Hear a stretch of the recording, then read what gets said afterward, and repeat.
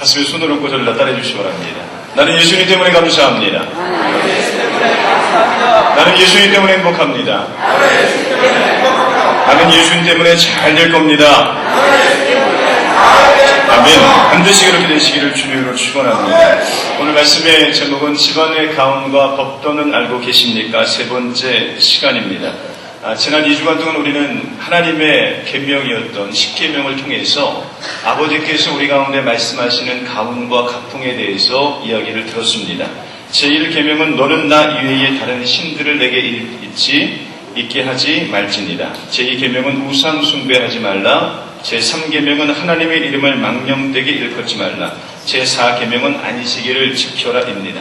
이 말씀은 모세가 하나님께 직접 받은 첫 번째 돌판에 쓰여진 내용이죠. 그래서 1계명부터 4계명까지 하나님의 가풍과 가훈은 하나님을 이 땅 가운데에 어떻게 섬기며 어떻게 사랑할 것인가라는 것을 기록해 놓은 것이 제1계명부터 제4계명의 가훈입니다. 오늘은 제5계명부터 8계명까지의 내용들을 한번 살펴보겠습니다. 모세가 두 번째로 받았던 돌판 가운데 하나가 제5계명부터 10계명까지의 그 계명입니다. 가훈입니다. 그 내용의 대부분의 이야기는 어떻게 하면 하나님을 사랑하는 것만큼 우리 인간, 내 주변에 있는 사람들을 잘 사랑할 수 있을까라는 내용이 담겨져 있는 것이 바로 제5계명부터 10계명까지의 내용입니다. 오늘 신명기 5장 16절로 21절 말씀과 동일한 본문이 출애굽기 20장 12절로 10절까지 나와 있습니다. 제가 한번 읽어보겠습니다.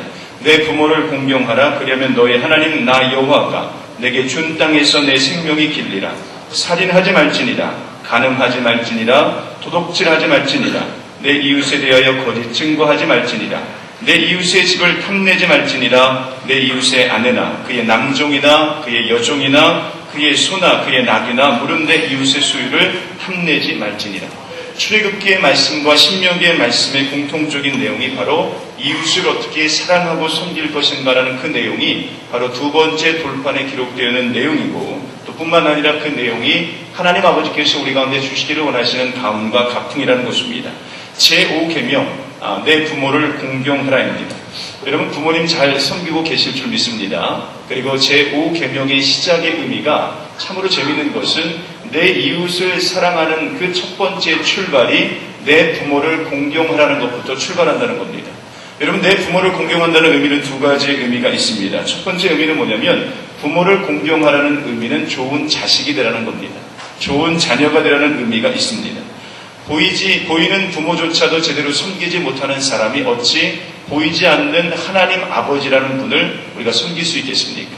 우리가 보이지 않는 하나님을 잘 섬기는 사람의 대부분의 특징은 보이는 부모님을 잘 섬기는 사람일 때 가능하다는 거죠. 우리가 복음의 증거자의 사명을 살 때 이런 표현을 자주 사용합니다. 땅끝까지 이르러 내 복음의 증인이 되리라. 땅끝까지 이르러 내 복음의 증인이 되리라. 그런데 가장 가까이 있는 부모조차도 섬기고 증인되는 삶을 살지 못하면서 땅끝까지 가서 복음을 증거하는 삶을 산다는 것 어렵다는 사실을 잘 알고 있습니다. 예수님께서는 우리 가운데 크게 두 가지의 계명을 주셨습니다. 그 계명이 하나님 사랑과 이웃 사랑입니다.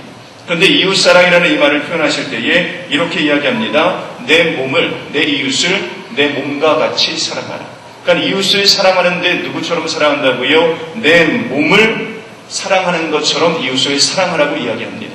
여러분 곰곰이 생각해 보십시오. 내 몸은 누구로부터 출발했죠? 내가 태어나게 된 이유가 뭐죠? 내 몸은 내 부모로부터 출발한다는 겁니다. 내 몸은 부모님께서 주신 것입니다. 내 이웃을 사랑할 때 누구처럼 사랑하라고요?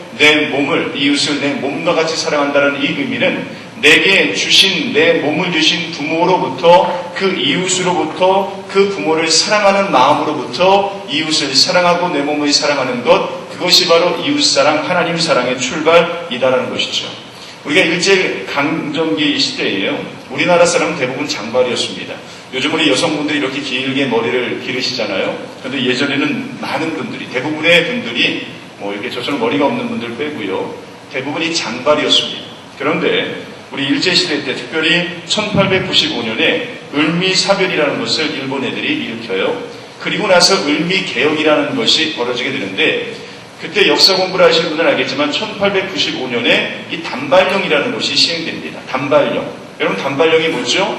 우리나라 사람들이 머리가 다 긴데 일본 애들처럼 머리를 지금처럼 짧게 자르라는 그런 것이 법률로 통과가 되는 거예요. 그러다 보니까 전국 방방곡곡에서 부모님이 주신 이 머리, 이걸 뭐로 여기는 겁니까? 부모님의 선물이라고 생각하고요. 부모님의 몸이라고 생각하는 거예요.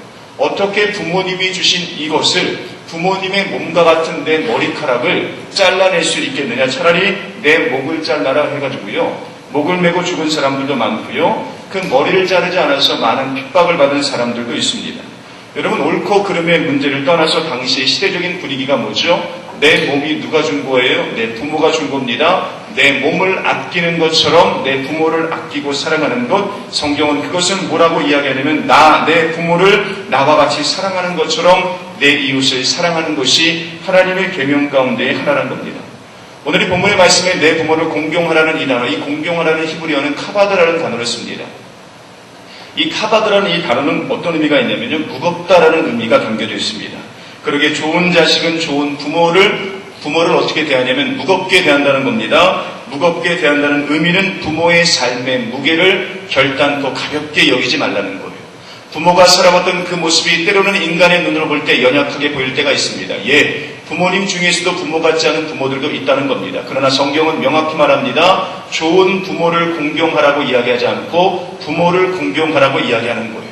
때로는 우리가 우리 부모의 삶이 이해가 되지 않는다 하더라도 부모가 살아왔던 그 삶의 무게와 그 삶의 방법에 대해서 결단코 헛되게 여기지 말고 가볍게 판단하지 말라는 것, 그것이 부모 공경의 시작이라는 겁니다.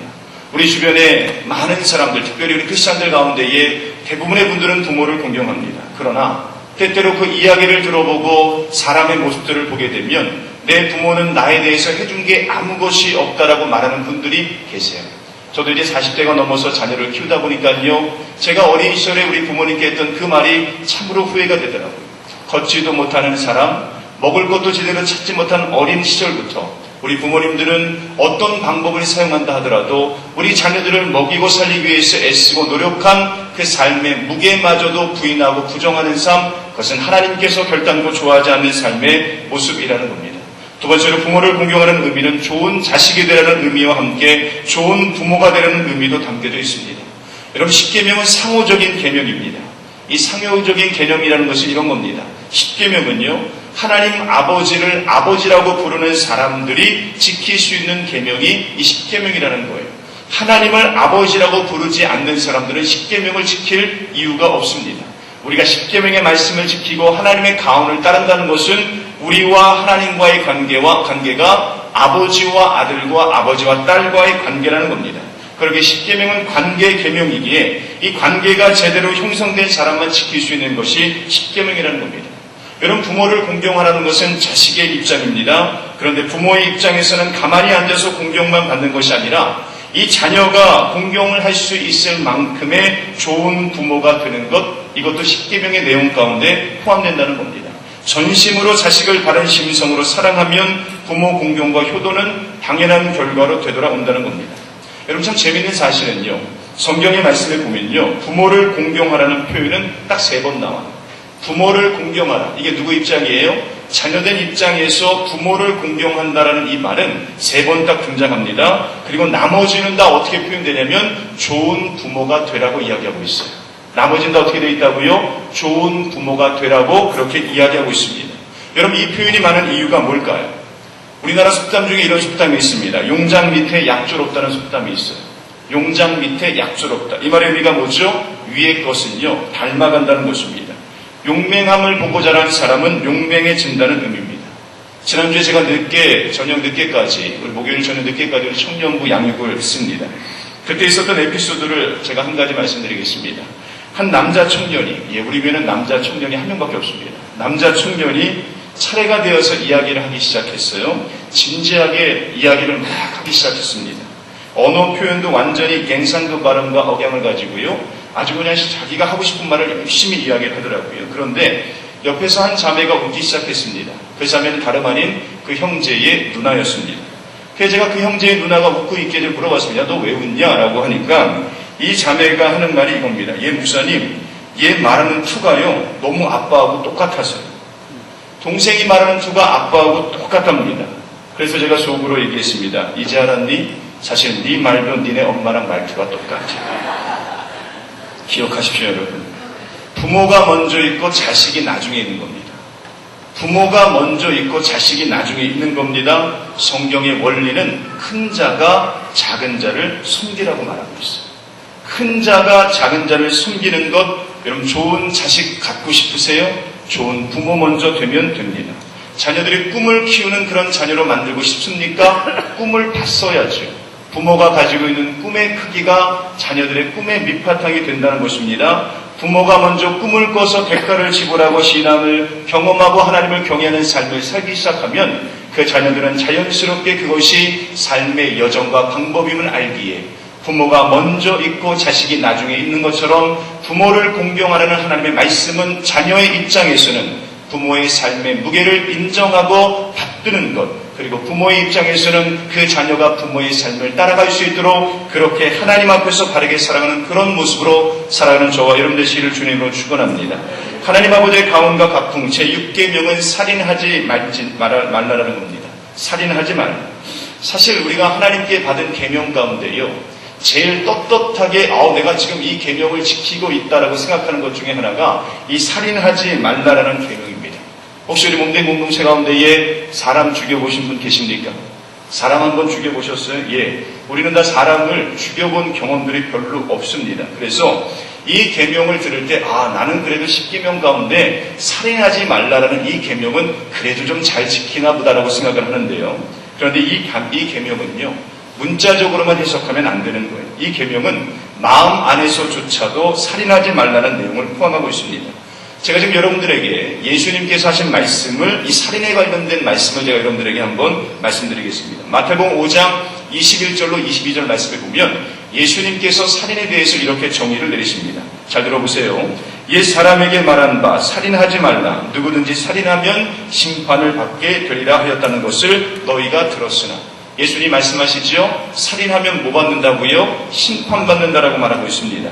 나는 너희에게 이르노니 형제에게 노하는 자마다 심판을 받게 되고, 자, 심판 누가 받는다고요? 형제에게 노하는 자. 형제를 대하여 라가라 하는 자는 공회에 잡혀가게 되고, 미련한 놈이라고 하는 자는 지옥불에 들어가게 되리라. 자, 지옥불에 누가 들어간다고요? 미련한 놈이라고 말하는 사람이 지옥불에 들어간다는 겁니다. 여러분이 라가라는 이 말은 히브리어 하라카라는 말을 헬라어로 음역한 표현입니다. 이 라가라는 이 헬라어의 음역은요, 이런 의미가 있습니다. 미련한 놈, 바보 같은 놈, 이 바보 천치 같은 놈. 여러분, 이렇게 라가라고 말하고 미련하다고 말하고 천치 같다고 말하고 저 인간 왜 그래라고 말하는 그것들을 예수님께서 뭐라고 이야기하시는 거예요? 그게 마음으로부터 지었던 살인이라고 그렇게 이야기한다는 것입니다. 여러분, 예수님께서 그렇게 말씀하시면 그런 겁니다. 여러분, 우리식으로 한번 표현해 볼까요? 우리가 자주 사용하는 이런 표현들이 뭐가 있을까요? 내 주변에 마음에 안 드는 사람이 있습니다. 하는 짓이 영 마음에 안 들어요? 그럼 뭐라고 이야기하죠? 제가 욕을 잘 안 하기 때문에 여러분들이 좀 낯설게 들릴 수 있지만 한번 욕 잘하는 사람처럼 제가 한번 흉내를 내볼게요. 저거 병신, 여기까지. 제가 워낙에 욕을 안 해봐가지고 좀 익숙하지가 않네요. 저 인간 저거 왜 그래? 저거 또라이 아니야? 저거 좀 미친 거 아니야? 저거 저렇게 행동해? 저렇게 반응해? 저거 좀 웃기네? 참 익숙하지 않죠? 예. 제가 욕을 잘 안 해서 그래요. 이게 다 뭐죠? 예수님께서 말씀하시는 마음 가운데부터 출발하는 살인이라는 것입니다. 한번 따라하겠습니다. 편견이 살인을 부른다. 예, 살인의 첫 출발은 바로 편견부터입니다. 모든 살인의 출발은 이 편견과 오해로부터 출발해요. 가끔 신문이나 뉴스를 보면요, 우발적으로 살인을 저질러서 교도소에 가는 그런 사람들의 이야기가 나옵니다. 길거리에서 시비가 붙었어요. 잠시 부딪혔습니다. 그런데 그냥 부딪히면 인사하고 미안합니다라고 가면 되는데 그것 때문에 사람들을 치고받고 해서 사람이 죽는 일을 보게 됩니다. 그리고 인터뷰를 하는데 제가 왜 그랬는지 모른다고 그렇게 인터뷰하는 기사와 내용들을 보게 됩니다. 여러분, 이 사람들이 왜 싸웠을까요?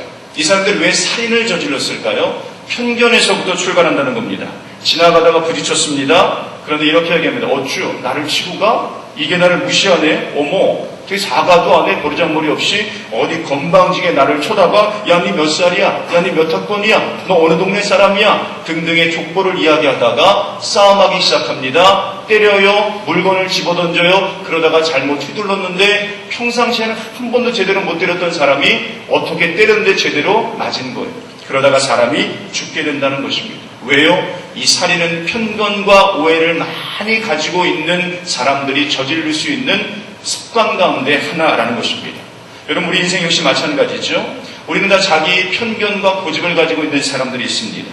어떤 사람은 굉장히 외골수라는 사람이 있어요. 외고집을 가지고 있는 사람이 있습니다. 내가 옳다고 생각합니다. 내가 바르다고 생각해요. 그래서 다른 사람들의 행동을 쉽게 정죄하고 판단합니다. 소리 지릅니다. 말만 그렇게 하는 것처럼 보이지만 사실 그게 성경의 말씀에 보면 뭐라고요? 그게 바로 입술로 살인을 저지르는 행위라는 것입니다. 가까운 가족이 그런 소리를 듣습니다. 교인들이 그런 소리를 들어요. 아내가, 자녀가, 그 이웃이 그 사람의 말 한마디 때문에 상처를 받습니다. 성경은 말합니다. 그것이 살인이라고 이야기하고 있다는 것입니다. 칼만 안 들은 거예요. 어쩌면 매일 아침부터 저녁까지 그 입술에 내 고집과 내 기준에 맞지 않게 소리를 지릅니다. 화를 냅니다. 무시합니다. 모함합니다. 편견합니다. 너는 다 틀리고 나만 다 옳다라고 말하는 사람이 있습니까? 예, 어쩌면 당신이 일본의 암술 기술자였던 닌자와 같은 삶을 우리 교회 가운데에, 가족 가운데에 그런 삶을 살고 있다는 거예요. 성경은 말합니다. 당신이 살인자라는 것입니다. 요즘 한국 문화 가운데 참으로 안 좋은 문화가 왕따 문화입니다. 그리고 스마트폰으로 문자로 사람을 겁박하고 조롱하는 사람들이 있습니다. 인터넷의 댓글을 보면 참으로 입에 담을 수 없을 정도로 사람들을 모함하고요, 판단하고요, 담을 수 없는 살인적인 언어로 도배하는 사람들이 있습니다. 예, 그게 뭐라고요? 현대판 살인의 모습 가운데의 하나라는 겁니다. 그런데 기억하십시오. 베드로전서 4장 8절 말씀에는 무엇보다도 뜨겁게 서로 사랑할지니 사랑은 허다한 죄를 덮느니라. 우리 가운데 다 그렇게 연약함이 있지요. 그런 사랑을 덮는 저와 여러분 되시기를 주님으로 축원합니다. 제7계명은 간음하지 말랍니다. 간음하지 말라. 이재철 목사님의 성숙자반이라는 책을 보면요, 이 간음하지 말라라는 이 내용을 다루면서 이런 예화를 소개하고 있습니다. 여자 몸에 손가락 하나도 되어서는 안 된다는 엄한 계우 있는 수도원의 두 수도사가요, 어느 날 길거리를 가다가 강을 건너게 됩니다. 바지를 걷어 올리고 강을 막 건너려고 하는데요, 옆에 한 여자가 그 강을 도저히 건널 수 없어서 안절부절하는 그 모습을 보게 됩니다. 이 수도원의 규칙이 뭐라고요? 여자 몸에 절대로 손을 대면 안 된다는 거예요. 그런데 한 수도사가 그 여자에게 다가가서 제 등에 업히십시오 그러면서 그 여자를 업었는데 웬걸요, 두 손이 그 여자의 엉덩이 쪽으로 간 거예요. 신실하게 보이는 한 수도사가 그 모습을 보면 눈알이 뒤집히기 시작합니다. 그리고 한 수도사는 여자를 안고 강을 건너고 한 수도사는 그 엉덩이를 쳐다보면서 그리고 건너가기 시작합니다. 그리고 나서 이 업고 걸어갔던 수도사가 강을 다 건너고 나서 그 여자와 빠이빠이를 하고 다시 자기 친구와 함께 길을 가는데 갑자기 여자 엉덩이만 보고 그 옆에 그 수도사를 보고 갔던 이 남자가 화를 내면서 자신의 친구에게 말합니다. 넌 나쁜 놈이야 임마. 어떻게 수도원의 규칙이 여자의 몸에 손을 대라고 대지 말라고 했는데 너 어떻게 그렇게 여자 엉덩이에 손대고 그렇게 재미있게 걸어갈 수 있어? 이 나쁜 놈. 너네가 수도원장에게 이야기할 거야? 라고 말합니다. 그때 그 여자를 도와줬던 수도사가 이렇게 말합니다. 이 사람 참 재밌구만. 나는 아까 그 여자를 벌써 내려줬는데 자네는 왜 아직도 그 여자를 업고 있는 건가? 이 수도사는 여자를 업고 강을 건넌 것은 다른 이유가 아니라 어려운 상황 가운데 있는 한 여인을 도와주고 구해준 것, 이것밖에 없다는 거죠. 그런데 그 일이 끝나는 그 순간에 자신의 임무가 끝나는 동시에 그 일을 잊어버렸습니다. 그런데 다른 수도사는 그 일을 보면서 그 마음속에 누구를 품고 있었어요? 그 여자의 엉덩이를 품고 있었다는 것이죠. 여러분, 누가 간음을 저지른 걸까요? 정말 그 여자의 엉덩이에 손을 댄 사람은 누굽니까? 성경은 분명히 말합니다. 마음으로 품은 간음과 음욕, 그리고 직접 그 일을 행한 간음자는 죄요. 그리고 간음은 반드시 죽임당하고 심판당할 것이다 라고 이야기합니다. 레위기 20장 10절 말씀입니다. 누구든지 남의 아내와 간음하는 자, 곧 그 이웃의 아내와 간음하는 자는 그 간부와 음부를 반드시 죽일지니라. 이게 성경의 말씀입니다. 히브리서 13장 4절 말씀. 모든 사람은 혼인을 귀히 여기고 침수를 더럽히지 않게 하라. 음행하는 자들과 간음하는 자들을 하나님이 심판하시리라. 작년 1월달에 저희 교회는 필리핀 바기오로 단기 선교를 다녀왔습니다. 예, 참으로 귀한 시간이었어요. 김신근 필리핀 선교사님과 함께 단기 선교 일정 중에 어느 날 우리 청년들과 또 우리 단기 선교 팀과 함께 모 지역을 방문한 적이 있었습니다. 그 지역을 통과할 때쯤에 차 옆에 탔던 제게 김 선교사님이 이렇게 이야기하는 겁니다. 한 장소를 가리켜요. 유 목사님, 저 펜스가 쳐져 있는 저곳을 한번 쳐다보세요. 제가 그 펜스가 있는 곳을 쳐다보니까요, 마치 우리나라 그 집중에서요, 공사를 하다가 부도가 나가지고 오랜 기간 동안에 방치해 놓은 것 같은 건물들, 그 잔해들이 이만큼 쌓여있는 그곳이 펜스로 이렇게 쳐져 있는 거예요. 그래서 제가 선교사님께 물어봤습니다. 혹시 여기 아파트 짓다가 부도난 그런 장소 맞아요? 라고 물어봤어요. 그랬더니 그때부터 선교사님께서 이런 이야기를 해주십니다. 이 바기오 지역에 얽혀있는 히스토리에 대해서 이야기합니다. 이 바기오는 휴양지로 유명한 곳입니다. 휴양지로 유명해요. 여러분, 휴양지로 유명하다면 그곳이 어떤 일들이 많이 벌어질까요? 음란과 음욕과 타락의 상징 도시가 바로 휴양지라고 할 수 있습니다.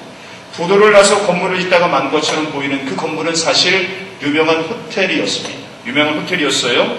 그런데 그 호텔이 뭐로 유명하냐면 24시간 동안 매춘과 매음으로 유명한 그런 호텔이었습니다. 외국인들이 24시간 동안에 매춘과 매음으로 가득 찬 곳이기 때문에요. 그곳에 들어가기 위해서는요, 미리 표를 끊고 기다리고 대기할 정도로 그만큼 매춘과 매음이 유명했던 그런 곳이었습니다. 외국인들과 미국 군인들이 너무 좋아했고 선호했던 호텔이었습니다. 그 도시에서 가장 세금을 많이 내고 잘 내는 호텔 중에 하나, 그러게 필리핀 경찰들도요, 그 호텔에 대해서는 뭐라고 이야기하지를 않습니다. 그런데 저희가 방문하기 몇 해 전에 바기오라는 지역에 큰 지진이 일어났는데요. 신기할 만큼 그 지진이 일어났는데 다른 곳은 별 피해가 없었는데요. 그 호텔 땅만 주저앉은 거예요. 그 호텔 땅만 주저앉아서 꺼져버려가지고요. 아예 그 호텔이, 큰 호텔이 흔적조차 찾아볼 수 없을 정도로 그곳만 파여가지고요. 폭삭 매몰된 겁니다. 근데 재밌는 사실은요. 필리핀 정부와 미군들이요. 그 땅속으로 주저앉은 호텔을 즉시 발굴하지 않았다고 합니다. 실종자의 숫자가 수천 명이라고 이야기합니다. 그런데 그냥 그 상태로 덮어놨대요. 정확히 말하면 창피해서 그냥 덮어버린 거예요. 그것을 꺼내놓기 시작하면 그곳에서 어떤 일이 벌어질지 그대로 그 흔적과 잔해가 나오기 때문에요. 미군들조차도 필리핀 정부조차도 그 호텔이 매몰되어 있음에도 불구하고 꺼내지도 않고요. 거기에 바리케이트를 쳐놓고 어떻게 했냐면 그 맞은편에 호텔을 새롭게 졌다는 거예요. 왜요? 그거 발굴하는 돈보다 새롭게 호텔 지는 돈이 더 싸기 때문에. 바기오 사람들은요, 그 지역에 밤에 절대로 가지 않는다고 합니다. 이런 예화가 있답니다. 벌거벗은 남녀 귀신이 밤마다 나와서 내 팬티 내놔, 내 팬티 내놔 그러고 다닌대요. 예, 필리핀 바기오 편 전설의 고향입니다. 내 팬티 내놔, 내 팬티 내놔. 이 자리에 간음과 매춘에 얼매였던 사람들, 그 마음에 빠져있는 사람들이 있을 겁니다. 그리고 도색잡지와 음란물과 포르노에 중독된 사람들도 있을 겁니다. 그리고 그런 상상을 즐겨하시는 분들도 있습니다. 남자라면 혹은 그런 일들 가운데 빠져있는 분들이 있어요. 요즘 온 세상이 소돔과 고모라처럼요, 성적으로 문란하고 자유하기에 아무런 꺼리낌 없이 몸으로 죄를 짓고 있습니다. 기억하십시오. 간음은 자기 육체를 죽이는 행위라는 것입니다. 교회를 다님에도 불구하고 내가 내 눈이 깨끗하다 말할 수 있는 사람 별로 없습니다. 여전히 포르노와 음란서적, 그리고 남들이 불륜이라고 말함에도 불구하고 자신만큼은 그것이 로맨스라고 말하는 부욕정을 품은 사람들도 있습니다. 간음과 음란은 절대로 익스큐즈가 없어요. 변명이 없습니다. 변명할 거리도 없습니다. 그냥 결단하시고 회개하시고 그런 삶 살지 않겠습니다라고 살아가는 것, 하나님이 죄라고 말하는 그곳에 이것은 내 생각이 죄가 아니라고 했기에 그게 죄가 아니라는 거예요. 하나님께서 죄라고 말하는 것을 죄라고 생각하지 않는 그 마음의 태도가 바로 음란의 시작이요 멸망의 과정임을 여러분 기억하시기 바랍니다. 마지막 한 가지만 더 보겠습니다. 제8계명은 도둑질하지 말라는 겁니다. 이 도둑질하지 말자. 이것도 우리가 이렇게 생각합니다. 나는 교도소에 한 번도 가지 않았기 때문에 나는 도둑질한 것이 없을 거야. 그런데 이 말의 의미는 신앙적으로 바른 물질관을 가지고 있으라는 겁니다. 여러분, 우리가 하나님의 청지기로서 바른 물질관을 갖기 위해서는 적어도 내게 주어진 물질 속에는 새 몫이 포함되어 있다는 사실을 알아야 돼요. 내가 받은 물질에 몇 몫이 포함되어 있다고요? 새 몫이 포함되어 있습니다. 그 세 몫 중에 첫 번째는 어떤 겁니까? 먼저 하나님께 드려야 될 몫이 내가 가지고 있는 내 수입에 있다는 것입니다. 물질의 11조, 자원에서 드리는 헌물, 시간의 11조, 자원에서 드리는 내 시간의 헌물, 봉사의 11조, 자원에서 드리는 내 봉사의 헌물. 여러분들은 어떻게 하고 있습니까? 우리가 모두 하나님의 자녀라고 우리가 이야기합니다. 그럼에도 불구하고 유독 월급 때만 되면 교회를 안 나오시는 분들이 있어요. 유독 절기 때만 되면 주일 성수는 무슨 주일 성수야? 그리고 빠지시는 분이 있는데 그 다음 주에 바로 안 나와요. 왜요? 미안하니까. 그 다다음 주에 나오시는 분들이 있습니다. 돈 들어갈 때쯤 되면 이상하리 많지 냄새 잘 맡습니다. 하나님 피하고 싶은 마음이 같이 들어요. 그게 어떤 마음이에요? 우리 인간이 누구나 가지고 있는 마음 가운데 하나라는 것이에요. 그게 성경이 말하는 도둑질이라고 말하는 겁니다. 하나님을 위한 몫뿐만이 아니라 두 번째는 타인을 위한 몫이 있습니다. 세 번째는 나를 위한 몫이 있어요. 세 번째 나를 위한 몫은 우리가 이해가 되는데 타인을 위한 몫은 이해가 되지 않습니다. 내가 벌었다고 생각하는 돈에 타인을 위한 몫이 있다는 겁니다. 이 말의 의미는 뭐냐면 내 주머니에 있는 돈 중에서 남을 위한 몫도 있다는 것입니다. 누군지는 모르지만 하나님께서 정해주신 누군가를 위한 몫이 내가 벌었다고 생각하는 것에 있다는 겁니다. 내 친척이 될 수 있습니다. 내 이웃이 될 수 있습니다. 오늘 처음 만날 사람이 될 수 있고 내가 싫어하는 사람, 미워하는 사람이 그 돈을 사용할 수 있을 수도 있다는 겁니다. 여러분 혹시 이런 경험이 있습니까? 저는 참 이런 경험이 많이 있었는데요. 형편이 어려울 때, 참으로 상황이 어려울 때 누군가 잘 알지 못하는 사람에게 어떤 도움을 받은 경험들이 여러분 있으세요? 저는 있어요. 저 사람 잘 몰라요. 그리고 이름도 모릅니다. 그런데 수백만 원씩, 수천만 원씩, 수십만 원씩 목사님 혹은 교회를 위해서, 목사님 위해서 쓰세요. 그분의 주머니에 있는 돈이 내게 흘러 들어온 적이 있다면, 내가 살아가면서 누군가의 도움을 받았다면, 내가 살아가면서 누군가의 도움과 물질의 도움을 받았다면 하나님의 섭리에 의해 내 주머니의 돈도 누군가에게는 흘러갈 수 있다는 사실을 아는 사람이 바른 물질관을 가지고 있는 사람이라는 거예요. 내게 흘러 들어오는 것은 무조건 좋고 나가는 것은 절대로 안 된다고 생각하기 쉽습니다. 따라서 이 세 몫, 하나님의 몫, 이웃의 몫, 나의 몫이 있다는 사람들, 그 몫을 기억하는 사람들이 어떤 사람이에요? 도둑질을 하지 않는 사람들이라는 겁니다. 또 하나 있습니다. 우리가 무의식적으로 도둑질을 칠 때가 있어요. 그게 뭡니까? 예를 한번 들어볼까요? 제조업자가 한 양을 미달시켜요. 100g이라고 표시되어 있는데 70g밖에 안 담습니다. 그리고 풍류를 취하는 것이 있습니다. 이것이 바로 무의식적으로 짓는 죄 가운데 하나입니다. 내가 봉급을 받고 아침 9시부터 저녁 6시까지 일한다면 그 9시간은 내 시간이 아닙니다. 여러분 이해되십니까? 직장의 삶 가운데 내가 아침 9시부터 6시까지 일한다면 그 9시간은 내 시간이 아니라는 겁니다. 봉급자가 근무 시간에 태만하게 근무하고 자신을 위해서 그 시간을 쓴다면 그것은 시간에 대한 도둑질이요 물질에 대한 도둑질에 해당됩니다. 왜 그렇습니까? 그 시간은 돈을 받고 내가 드린 것이기 때문입니다. 그런데 근무 시간에 딴짓거리 합니다. 커피 마셔요. 신문 봐요. 오랫동안 화장실에서 나는 변비 때문에 한 30분 가 있어야 한다고 자신의 직장의 삶에 크리스찬임에도 불구하고 무의식적으로 그 시간을 도둑질하는 그런 영혼들도 있습니다. 교회 안에서는 그런 게 없을까요? 내가 무의식 중에 짓는 도둑질은 뭐가 있을까요? 교회의 물건을 함부로 사용해서 훼손시키는 행위. 분명히 끄고 갈 수도 있고 닫고 갈 수 있고 확인하고 갈 수 있는데 그것 하나 하지 않아서 에너지를 낭비하고 물질을 낭비하고 다른 이의 수고를 낭비하게 만드는 행동들, 다른 이의 수고를 낭비하게 만드는 그 행동들 여러분 어떻습니까? 내가 버린 그 휴지 하나를 치우기 위해서 다른 사람이 쓰지 않아야 될 에너지를 낭비하는 것, 여러분 이것이 도둑질이 아닙니다. 무의식 중에 내가 했던 도둑질 저도 많고 여러분들도 많습니다. 여러분 어떻습니까? 오늘 5계명부터 8계명의 이야기를 들으면서 우리가 내린 결론은 참 나도 참 많은 죄를 짓고 있구나. 우리가 연약하고 우리가 부족하다는 사실을 오늘 발견하는 시간입니다. 그러기에 필요한 것이 뭐죠? 하나님의 은혜라는 것이 필요합니다.